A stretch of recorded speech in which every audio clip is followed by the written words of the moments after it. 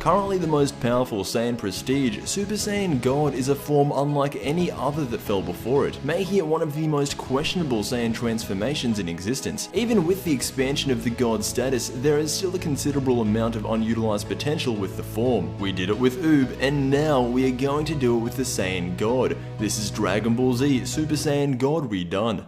Super Saiyan God is a state that goes back hundreds of years to the supposed original Saiyan God. This Vegeta lookalike's God status was conceived when 5 other pure-hearted Saiyans shared their energy with him. He requested this power to eliminate the Saiyans who were corrupt or unethical. The Saiyan who achieved this power was strong enough to take on multiple great apes at a time. However, this newfound strength did not last long at all. The original Super Saiyan God was overwhelmed by the power and eventually lost the form. Skip ahead to Battle of Gods and we see Goku attain the state exactly how the original Super Saiyan God did. Once the formality was completed, Goku emerges with a glowing red aura. Surprisingly, I would not change the design of the form itself, but instead change the requirements needed in order to achieve it. Move along to Resurrection F and we learn that Vegeta had obtained God Ki through simply training with Whis. We then get informed that both Goku and Vegeta have a moderate control over their godly Ki, so much so to where they can transcend into Super Saiyans while still having godlike power. This is known as Super Saiyan God Super Saiyan.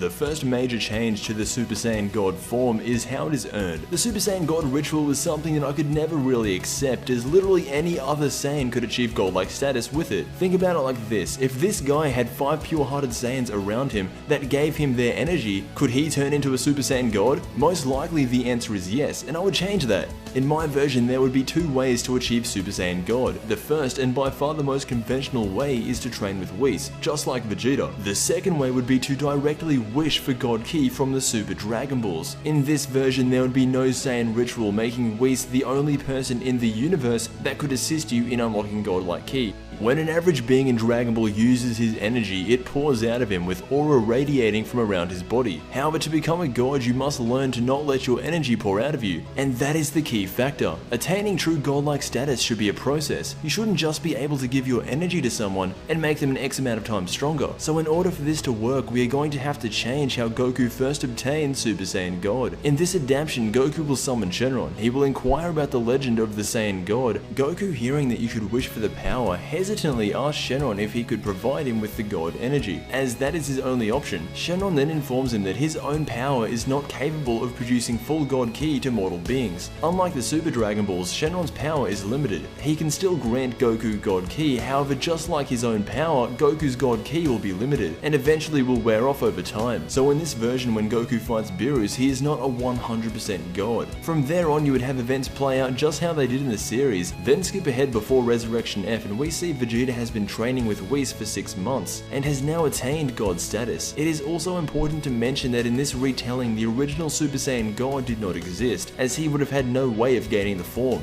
therefore making Vegeta the first ever true Super Saiyan God in existence. The reason it wasn't Goku when he fought Beerus was because the form Shenron gave him was more of a false Saiyan God.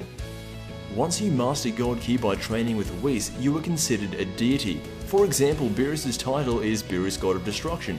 Goku's new title would simply be Goku Saiyan God. It's the same thing with Vegeta.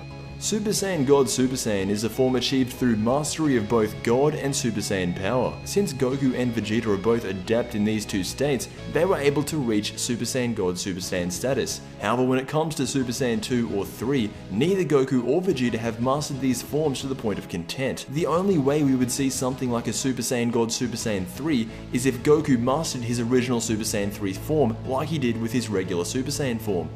Now, not only Saiyans should have the ability to attain God Ki, Tuffles, Margins, Namekians, even humans with the right mentoring and state of mind should have the ability to realize this power. Obviously, I wouldn't want hundreds and thousands of humans running around with God Ki, but something like that shouldn't be impossible. The final mention in this video is going to be the peak of God power. According to Whis, not even Beerus has mastered his God Ki. Both Whis and Vados are the 2 most powerful beings in their respective universe. Now keep in mind, they both have white hair. Once someone has complete control over their God state, they will gain a silver tone to their hair. For example, let's say Goku is the first one to experience the peak of God power. His hair will turn the same color as Whis and Vados, therefore symbolizing his mastery of the form.